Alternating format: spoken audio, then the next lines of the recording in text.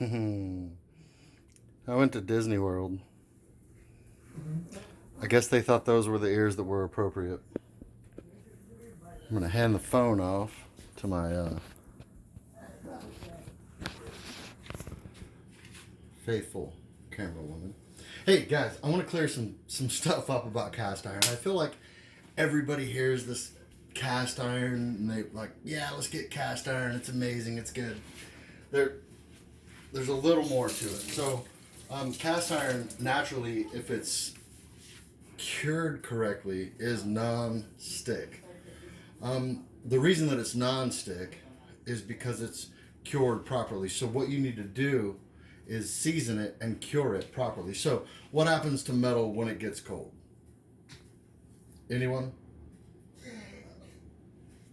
It shrinks. Yes, correct. What happens when it gets hot? It expands. So what happens with cast iron? When it gets hot, it expands. But when it does, it's got these little pores. And if you've ever tried to weld cast iron, you know that it pops. Even if you have cast iron rods, when you run that bead, it bursts. It's because of those little pockets of air.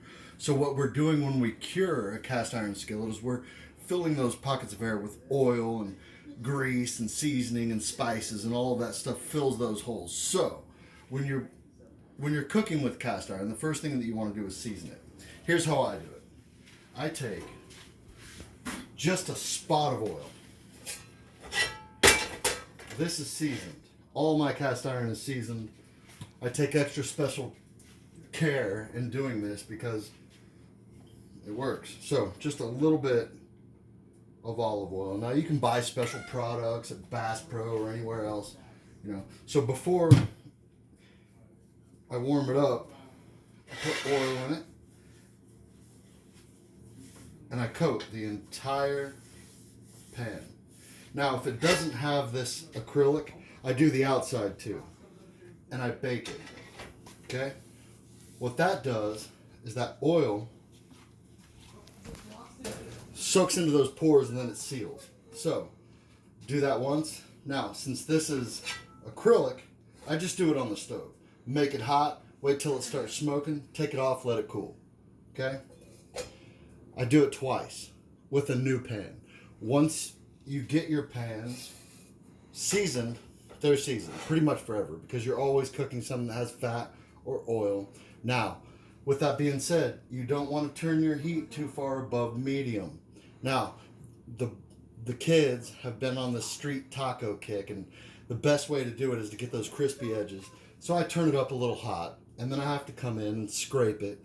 But what I do is I soak it. And apparently you can put baking soda in the water, absolutely no soap.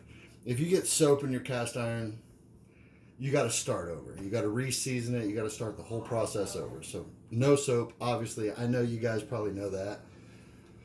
However, medium heat, you can cook everything perfectly. If you want to get those crispy edges, you don't have to do it on the stovetop. You can put it in the oven, set it to broil, same effect, less work on your pans.